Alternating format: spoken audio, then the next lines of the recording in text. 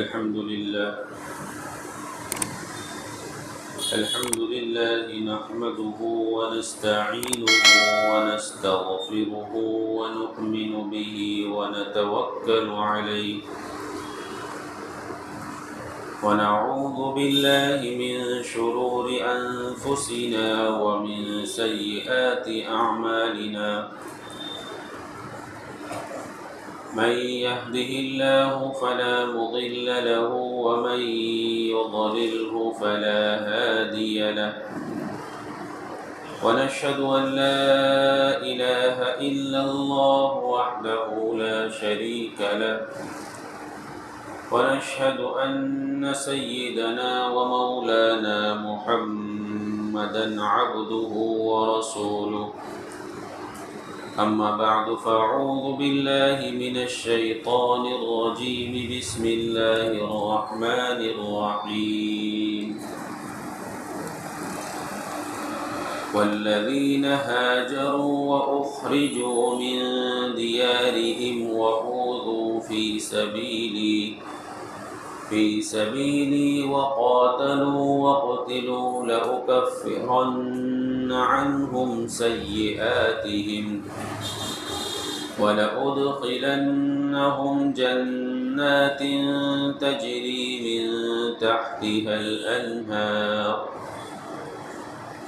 ثوابا من عند الله والله عنده حسن الثواب صدق الله العظيم.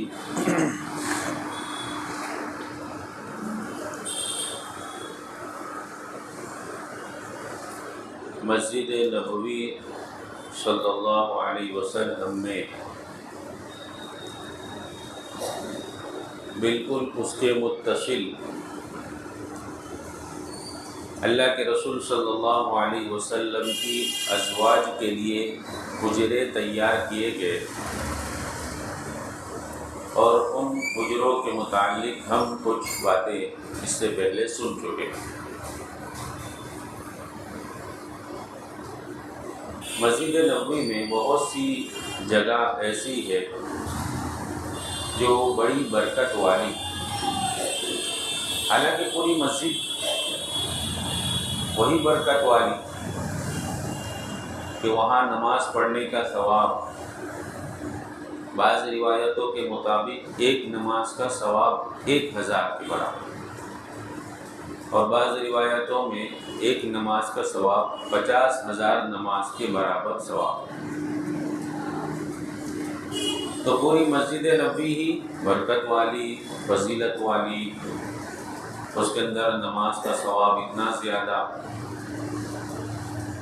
لیکن اس برکت والی مسجد میں اور کچھ بابرکت مقامات ہیں جو اور زیادہ برکت والے ہیں. جیسا کہ ہم نے سنا تھا کہ مسجد نبوی وہ کھجور کے تنوں کے اوپر تیار ہوئی تھی.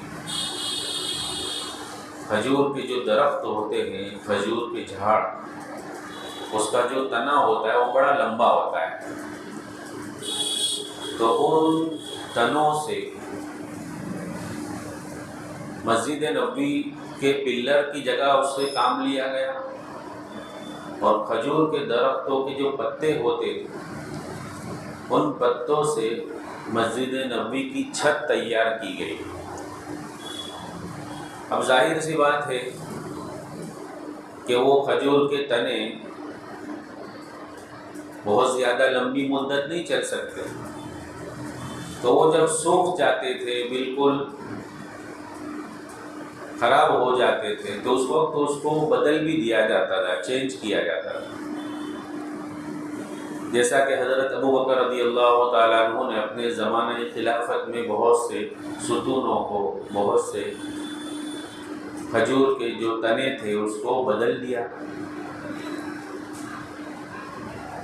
تو ان مقامات میں ایک منبر نبی صلی اللہ علیہ وسلم بھی. اللہ کے رسول صلی اللہ علیہ وسلم جب تک منبر تیار نہیں ہوا تھا اس وقت آپ جو ہے ایک ستون سے، ایک درخت کے تنے سے ٹیک لگا کر، سہارا لے کر آپ خطبہ دیا کرتے تھے، اور وہ تنا اس کو جو ہے استوانہ حنانہ اور استوانہ مخلقہ بھی کہتے ہیں۔ جب ممبر تیار ہو گیا تو اللہ کے رسول صلی اللہ علیہ وسلم اس ممبر پر بیٹھ کر جو ہے آپ بیان کیا کرتے تھے، خطبہ دیا کرتے تھے۔ جس وقت اللہ کے رسول صلی اللہ علیہ وسلم کی اجازت سے صحابہ کرام نے اجازت چاہی، یا رسول اللہ آپ جو ہے کھڑے کھڑے خطبہ دیتے ہیں، بیان کرتے ہیں، آپ کے لیے کوئی ممبر تیار کر دیا جائے تاکہ آپ اس پر بیٹھ کر جو ہے خطبہ دیا کریں۔ خطبہ بمعنی بیان۔ تو اللہ کے رسول صلی اللہ علیہ وسلم نے اجازت دے دی، تو آپ کے لیے ممبر تیار کر دیا گیا، جس کو ممبر رسول کہا جاتا ہے، اور وہ آج بھی موجود ہے۔ اللہ کے رسول صلی اللہ علیہ وسلم کے لیے جو ممبر تیار ہوا اس کی بھی 3 سیڑھیاں تھیں، جیسے کہ یہ اپنی 3 سیڑھیاں۔ اللہ کے رسول صلی اللہ علیہ وسلم سب سے اوپر کی سیڑھی پر بیٹھتے تھے، اور اس سے نیچے یعنی دوسرے نمبر کی جو سیڑھی ہے اس پر آپ پیر رکھتے تھے۔ پھر حضرت ابو بکر صدیق رضی اللہ تعالیٰ عنہ کا زمانہ آیا تو حضرت ابو بکر رضی اللہ تعالیٰ عنہ دوسری سیڑھی پر بیٹھتے تھے، اور پہلی سیڑھی پر آپ کے قدم مبارک رہتے تھے۔ پھر حضرت عمر رضی اللہ تعالیٰ عنہ کا زمانہ آیا تو حضرت عمر رضی اللہ تعالیٰ عنہ پہلی سیڑھی پر بیٹھتے تھے، اور آپ کے قدم جو ہے وہ زمین پر رہتے تھے۔ پھر حضرت عثمان رضی اللہ تعالیٰ عنہ کا زمانہ آیا تو اب حضرت عثمان کے لیے تو کوئی جگہ باقی نہیں رہی کہ وہ زمین پر بیٹھ کے کیا کھڈا کھودیں گے، اس لیے حضرت عثمان رضی اللہ تعالیٰ عنہ نے اللہ کے رسول صلی اللہ علیہ وسلم کی جگہ کو پسند فرمایا، برکت حاصل کرنے کی نیت سے، کہ جہاں اللہ کے رسول صلی اللہ علیہ وسلم بیٹھا کرتے تھے میں بھی برکت حاصل کرنے کے لیے وہیں بیٹھوں گا۔ تو پھر حضرت عثمان رضی اللہ تعالیٰ عنہ اللہ کے رسول صلی اللہ علیہ وسلم کے بیٹھنے کی جگہ پر ممبر پر بیٹھا کرتے تھے۔ پھر چلتے ہوئے حضرت امیر معاویہ رضی اللہ تعالیٰ عنہ کا زمانہ آیا۔ حضرت امیر معاویہ رضی اللہ تعالیٰ عنہ نے جو اللہ کے رسول صلی اللہ علیہ وسلم کے زمانے میں جو ممبر تھا وہ 3 سیڑھیوں کو اوپر رکھ کر اس کے نیچے 6 سیڑھیوں کا اضافہ کیا، یعنی ٹوٹل 9 سیڑھیاں بنا دی، 6 نئے سیڑھی اور جو 3 پہلے سے اللہ کے رسول صلی اللہ علیہ وسلم کے زمانے سے جو تھی اس کو اوپر رکھ دیا، گویا 9 سیڑھیاں ہو گئی۔ اور ایک خاص بات یہ ہے کہ اللہ کے رسول صلی اللہ علیہ وسلم کے زمانے میں جس جگہ وہ ممبر تھا آج بھی وہ اسی جگہ ممبر رکھا ہوا ہے، یعنی اس کی جگہ میں کوئی چینج نہیں آیا۔ بہت سی جگہ چینج ہوئی، ادھر سے ادھر ہوئی، لیکن ممبر کی جو جگہ اللہ کے رسول صلی اللہ علیہ وسلم کے زمانے میں تھی آج تک وہ ممبر اسی جگہ پر رکھا ہوا ہے۔ تو جب اللہ کے رسول صلی اللہ علیہ وسلم پہلی مرتبہ ممبر پر بیٹھ کر خطبہ دینے لگے یعنی بیان کرنے لگے، تو جیسے ہی خطبہ شروع کیا وہ استوانہ، وہ پلر، وہ کھجور کا تنا جس پر ٹیک لگا کر اللہ کے رسول صلی اللہ علیہ وسلم خطبہ دیا کرتے تھے وہ زور زور سے رونے لگا، اس کے اندر سے آواز آنے لگی۔ جیسا کہ بہت سے حاجی جو جا کر آئے انہوں نے دیکھا بھی ہوگا، اور سب کو یہ بھی معلوم ہوگا کہ مسجد نبوی میں ٹوٹل متبرک جس کو کہتے ہیں برکت والے پلر وہ 8 پلر، 8 ستون ہے۔ ستون کو اصل میں عربی میں کہتے ہیں استوانہ، تو یہ استوانہ جو ہے وہ ٹوٹل 8 ہے جو اللہ کے رسول صلی اللہ علیہ وسلم کے زمانے میں تھے، اور آج بھی اس کو جو ہے یاد کے طور پر رکھا گیا ہے، اور باقی اس جگہ اگرچہ مضبوط پلر بنا دیے گئے لیکن وہاں باقاعدہ لکھا ہوا ہے کہ فلاں استوانہ ہے، یہ استوانہ حنانہ ہے، استوانہ مخلقہ ہے، یہ استوانہ عائشہ ہے، استوانہ توبہ ہے، یہ فلاں ہے فلاں، اس طرح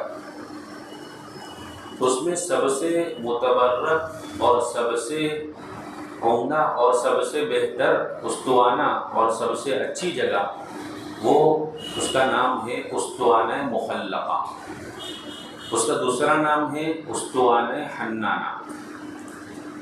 اللہ کے رسول صلی اللہ علیہ وسلم جب منبر پر بیٹھ کر خطبہ دینے لگے تو اس استوانہ یعنی جس کے اوپر ٹیک لگاتے تھے، جس کو استوانہ مخلقہ کہتے ہیں، وہ زور زور سے رونے لگا، اس کے اندر سے آواز آنے لگی رونے کی۔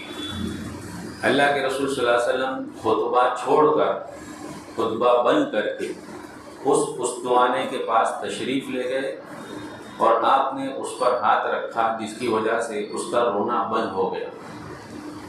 یہاں تک کہ آتا ہے حدیث میں کہ اللہ کے رسول صلی اللہ علیہ وسلم اگر اس پر ہاتھ نہ رکھتے تو وہ قیامت تک روتا رہتا، یعنی اس کے اندر سے قیامت تک رونے کی آواز آتی رہتی ہے۔ تو اللہ کے رسول صلی اللہ علیہ وسلم نے فرمایا کہ اس کے پاس اللہ کا ذکر ہوتا تھا، اب چونکہ اس کے پاس سے ہٹ کر میں منبر پر بیٹھ کر اللہ کا ذکر، اللہ کی تسبیح بیان کرتا ہوں، اس کے غم میں وہ رونے لگا، یعنی گویا اللہ کے رسول صلی اللہ علیہ وسلم کی جدائی سے اس کو رونا آ گیا۔ اس کو استوانہ مخلقہ اور استوانہ حنانہ، اس کے 2 نام ذکر کیے گئے۔ حضور صلی اللہ علیہ وسلم بھی اکثر اسی کی جگہ یعنی جہاں وہ استوانہ ہے اس جگہ اللہ کے رسول صلی اللہ علیہ وسلم اکثر نماز پڑھا کرتے تھے۔ اصل میں یہ کھجور کا جو تنا تھا اس پر خطبہ کے لیے ٹیک لگانا یہ تو مشہور ہے۔ جب منبر تیار ہوا تو اللہ کے رسول صلی اللہ علیہ وسلم اس سے ہٹ کر منبر پر تشریف لے گئے۔ روایتوں میں آتا ہے کہ اس کے رونے کی آواز اتنی زور سے تھی کہ پوری مسجد گونجنے لگی، اس کے اندر آواز آنے لگی، گونج گئی گویا۔ یہاں تک کہ بعض روایتوں میں آیا کہ اس کے رونے کی وجہ سے پوری مسجد والے رونے لگے۔ حضرت حسن بصری رحمۃ اللہ علیہ فرماتے کہ لوگوں کو اس سے عبرت لینی چاہیے کہ ایک کھجور کا تنا، اس کا استوانہ، وہ اللہ کے رسول صلی اللہ علیہ وسلم کی جدائی سے اتنا روتا ہے اور اس کے اندر اتنا شوق ہے، تو انسانوں کے اندر جو ہے کتنا زیادہ شوق ہونا چاہیے۔ تو یہ استوانہ اس کو مخلقہ کیوں کہتے ہیں؟ مخلقہ کا مطلب ہوتا ہے ملی جلی خوشبو، مرکب خوشبو، یعنی بہت ساری خوشبوؤں کو ملا کر ایک خوشبو بنائی گئی ہو، اس کو کہتے ہیں مخلقہ۔ تو اس تنے پر وہ مرکب خوشبو زیادہ لگائی جاتی تھی، اس کے اوپر خوب لگائی جاتی تھی، اس وجہ سے اس کو استوانہ مخلقہ کہتے ہیں۔ دوسرا اس کا نام جو ہے استوانہ حنانہ۔ حنانہ کا مطلب ہوتا ہے اونٹنی کا رونا۔ اونٹنی جو ہے وہ روتی ہے۔ اونٹنی کب روتی ہے؟ عورت جب بچہ جنتی ہے تو اس کو بچے کو وہ عام طور سے اپنے پیٹ میں 9 مہینے رکھتی ہے، 9 مہینے کے بعد بچہ پیدا ہوتا ہے۔ لیکن اونٹنی جو ہے وہ اپنے پیٹ میں 10 مہینے بچہ رکھتی ہے، اس کو 10ویں مہینے کے بعد یا 10ویں مہینے میں بچہ ہوتا ہے عام طور سے، جیسے ہمارا عام طور سے 9ویں مہینے میں ہوتا ہے، 9 مہینے رکھنے کے بعد اونٹنی اپنے پیٹ میں 10 مہینے بچہ رکھتی ہے۔ تو جس وقت اونٹنی اپنے بچے کو جنتی ہے تو اس وقت اس کو بہت زیادہ درد ہوتا ہے، اور وہ جنتے وقت اس اونٹنی میں سے ایک رونے کی سی آواز نکلتی، گویا وہ چلاتی زور سے۔ تو اس چلانے کو عربی میں حنانہ کہتے ہیں۔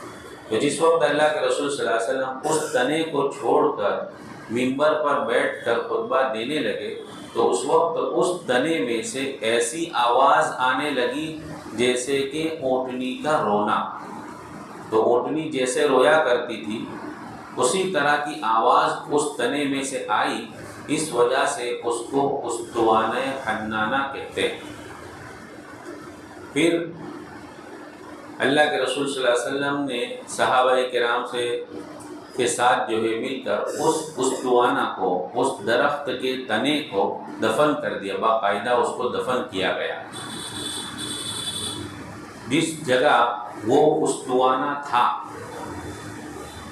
عبد الملک کے زمانے میں اس جگہ محراب النبی بنائی گئی، جس کو پھر اللہ کے رسول صلی اللہ علیہ وسلم کے محراب کے نام سے مشہور کیا گیا. تو یہ پہلا اسطوانہ تھا جس کو اسطوانہ مخلقہ اور اسطوانہ حنانہ کہتے ہیں. دوسرا ستون جس کا نام ہے اسطوانہ عائشہ، اسی ستون کا دوسرا نام ہے اسطوانہ مہاجرین، اور اسی ستون کا تیسرا نام ہے اسطوانہ قرا. یعنی گویا ایک ہی ستون کے تین نام ہیں: اسطوانہ عائشہ، اسطوانہ قرا اور اسطوانہ مہاجرین. اسطوانہ مہاجرین اس کو اس لیے کہا جاتا ہے کہ عام طور سے مہاجرین یعنی ہجرت کرنے والے جو مکہ سے مدینہ تشریف لاتے تھے، ان مہاجرین کو اس جگہ ٹھہرایا جاتا تھا، اس جگہ رکھا جاتا تھا، اس جگہ بٹھایا جاتا تھا. اس وجہ سے اس ستون کو اسطوانہ مہاجرین کہتے ہیں. دوسرا جو نام ہے اسطوانہ قرا. اسطوانہ قرا کہتے ہیں فرقانے کو، جیسے چٹھی فرقاتے ہیں، قرا اندازی ہوتی ہے. تو اس کو اسطوانہ قرا اس لیے کہا جاتا ہے کہ حدیث میں آتا ہے کہ مسجد نبوی میں ایک جگہ ایسی ہے جہاں نماز پڑھنے کا ثواب اتنا زیادہ ہے کہ اگر لوگوں کو معلوم ہو جاوے کہ وہاں نماز پڑھنے کا کتنا ثواب ہے تو لوگوں کے ہجوم کی وجہ سے وہاں قرا اندازی کی نوبت آ جاوے. یعنی بھیڑ اتنی ہو جاوے کہ اب کون نماز پڑھے گا. تو اس وقت جو ہے قرا یعنی چٹھی فرقانی پڑے کہ بھائی جس کا نام چٹھی میں نکلے گا وہ آدمی نماز پڑھے گا، پھر اس کے بعد جس کا نام نکلے گا وہ آدمی نماز پڑھے گا. تو قرا اندازی کر کے اس جگہ نماز پڑھنی پڑے، اتنا ہجوم ہو جاوے. اگر لوگوں کو اس جگہ نماز پڑھنے کی فضیلت معلوم ہو جاوے اور وہ جگہ معلوم ہو جاوے، لیکن وہ جگہ کون سی تھی وہ کسی کو معلوم نہیں تھا. صرف حضرت عائشہ رضی اللہ تعالی عنہ کو اللہ کے رسول صلی اللہ علیہ وسلم نے وہ جگہ بتلائی تھی کہ وہ جگہ کون سی ہے جہاں اتنی زیادہ نماز پڑھنے کی فضیلت ہے. تو حضرت عائشہ رضی اللہ تعالی عنہ سے لوگوں نے پوچھا کہ آپ جو ہے وہ جگہ ہمیں بتلا دیں تاکہ ہم بھی وہاں نماز پڑھیں. حضرت عائشہ رضی اللہ تعالی عنہ نے وہ جگہ بتلانے سے انکار کر دیا کہ میں وہ جگہ نہیں بتلاؤں. لیکن پھر ایک مدت کے بعد حضرت عبداللہ بن زبیر رضی اللہ تعالیٰ عنہ جو آپ کے بھانجے، انہوں نے حضرت عائشہ سے ضد کی، اصرار کیا کہ آپ ہمیں وہ جگہ بتلا دیں. تو حضرت عائشہ رضی اللہ تعالیٰ عنہ نے وہ جگہ بتلائی، وہ تعین کی کہ یہ وہ جگہ ہے. تو اس وجہ سے اس پلر کو اسطوانہ عائشہ بھی کہتے ہیں کہ حضرت عائشہ کے بتلانے سے وہ جگہ متعین ہوئی اور وہ جگہ لوگوں کو خبر ہوئی. اس وجہ سے اس کو حضرت عائشہ اسطوانہ عائشہ بھی کہتے ہیں. حضرت ابو بکر صدیق رضی اللہ تعالیٰ عنہ اور حضرت عمر رضی اللہ تعالیٰ عنہ جو ہے وہ بھی اس جگہ عام طور سے نماز پڑھا کرتے تھے، کیونکہ وہ برکت کی جگہ تھی، اس پر ثواب بہت زیادہ ہے. اس وجہ سے حضرت عمر اور حضرت ابو بکر کے بارے میں آتا ہے کہ وہ بھی اسطوانہ عائشہ پر نماز پڑھا کرتے تھے. حدیث میں آتا ہے کہ اسطوانہ عائشہ کے پاس دعا بھی قبول ہوتی ہے. عام طور سے تو پوری مسجد نبوی ہی وہ جگہ ہے جہاں دعا قبول ہوتی ہے. اللہ رب العزت وہاں دعا قبول فرماتے ہیں. ہر جگہ جو ہے برکت والی ہے. لیکن خاص جگہوں کے متعلق جو حدیث میں آتا ہے کہ وہاں دعا قبول ہوتی ہے، ان جگہوں میں سے ایک جگہ جو ہے یہ اسطوانہ عائشہ ہے، جس کے بارے میں آیا کہ وہاں جو ہے دعا قبول ہوتی۔ جو پہلے ستون کا ذکر کیا اسطوانہ حنانہ، یہ عبد الملک بادشاہ جو گزرا ہے اس نے جو ہے وہاں محراب بنایا تھا۔ حضرت امام مالک رحمۃ اللہ علیہ فرماتے ہیں کہ مسجد میں سب سے افضل جگہ جو ہے وہ اسطوانہ حنانہ ہے۔ حضرت امام مالک رحمۃ اللہ علیہ بہت بڑے امام گزرے ہیں، تو وہ اپنا تجربہ بھی نقل کرتے ہیں اور وہ فرماتے ہیں کہ اس جگہ جو ہے سب سے افضل اور سب سے بہترین جگہ مسجد کی۔ لیکن جب عبد الملک کا زمانہ آیا تو اس وقت عبد الملک بادشاہ نے جو ہے اس جگہ محراب النبی بنایا۔ اللہ کے رسول صلی اللہ علیہ وسلم کے زمانے میں محراب کی کوئی خاص شکل نہیں تھی، لیکن اللہ کے رسول صلی اللہ علیہ وسلم کے بعد حضرت ابو بکر رضی اللہ تعالیٰ عنہ کا زمانہ، پھر اس کے بعد عمر، پھر اس کے بعد عثمان، پھر حضرت علی، پھر حضرت امیر معاویہ، اور پھر عبد الملک۔ اور عبد الملک جو تھے وہ انہوں نے بنایا جو ہے عمر ابن عبدالعزیز رحمۃ اللہ علیہ کے زمانے۔ عمر ابن عبدالعزیز رحمۃ اللہ علیہ کے حکم سے عبد الملک مدینہ کے اس وقت حاکم مقرر ہوئے، اور عبد الملک نے وہ جگہ پر جو ہے محراب النبی بنایا جو آج تک موجود ہے۔ اور جیسا کہ ممبر کے متعلق سنا کہ اللہ کے رسول صلی اللہ علیہ وسلم کے زمانے میں جس جگہ ممبر تھا اور اس کی شکل اس وقت یہ تھی کہ 3 سیڑھیاں تھیں، اور مسجد کی دیوار اور اس ممبر کے درمیان میں اتنی جگہ رکھی ہوئی تھی، اتنی چھوٹی جگہ، اتنی کم جگہ کہ ایک بکری کا بچہ وہاں سے گزر جا۔ یہ اللہ کے رسول صلی اللہ علیہ وسلم کے زمانے میں مسجد کی کیفیت تھی۔ آج اتنی ترقی ہو گئی اور اتنی شاندار مسجدیں بن گئی، لیکن پھر بھی بہت سی جگہیں اور بہت سے مقامات ایسے ہیں کہ اللہ کے رسول صلی اللہ علیہ وسلم کے زمانے میں جس کیفیت کے ساتھ تھے، آج بھی اس کی کچھ نشانیاں اور علامتیں باقی رکھی گئی ہے۔ البتہ یہ دوسری بات ہے کہ لوگوں کو معلوم نہ ہو، اللہ ہم سب کو بار بار وہاں لے جاوے۔ وہاں جانے کے بعد جب دیکھیں گے ہم کہ جو ممبر رسول ہے اس کے اور جو دیوار ہے، جو اصل مسجد نبوی کی دیوار ہے جو اللہ کے رسول صلی اللہ علیہ وسلم کے زمانے میں تھی، اس دیوار اور ممبر کے درمیان میں ابھی بھی اتنی جگہ رکھی ہوئی ہے کہ ایک بکری کا بچہ وہاں سے گزر سکے، ابھی بھی وہ موجود ہے، اسی طرح رکھا ہوا ہے۔ تو کچھ بہت سی علامتیں ابھی بھی باقی ہیں، اور بہت سی کچھ چیزیں جو ہے وہ سعودی حکومت نے اس کو ختم کر دی۔ اس ختم کرنے کی جو بھی وجہ ہو وہ زیادہ جانتے ہیں، لیکن عام طور سے ایک وجہ یہ بھی لوگ ذکر کرتے ہیں کہ وہاں جو ہے لوگ بدعت میں مشغول ہو جاتے تھے، اور اس کو جو ہے چومنے چاٹنے لگتے تھے، اور اس کو کچھ جو ہے اس کے درجے سے آگے سمجھ کر اس کے جو ہے اکرام کیا جاتا تھا، تو ان چیزوں کو ختم کر دیا گیا۔ لیکن پھر بھی ایسی بہت سی نشانیاں اور بہت سی علامتیں ابھی بھی باقی ہیں، اگرچہ لوگوں کو اس کے بارے میں علم نہیں ہے، معلومات نہیں ہے۔ تو اگر ہم جا کر دیکھیں گے تو یہ جگہ ہمیں اسی طرح نظر آئے گی کہ دیوار سے ممبر اتنا دوری پر ہے۔ تو یہ 2 اسطوانہ ہوئے۔ اس کے بعد جو ہے تیسرا اسطوانہ توبہ اور اسطوانہ حریش، اور اسی طرح دوسرے ٹوٹل 8 اسطوانہ 8 ستون ہیں جس کا ذکر جو ہے کتابوں میں ملتا ہے، اور وہ 8 ستون برکت والے ستون ہیں۔ ان میں سے ہم نے 2 کا ذکر سنا، اس کے بعد جو ہے باقی کے ستون کا اور اس کے فضائل ہم انشاءاللہ آئندہ مجلس میں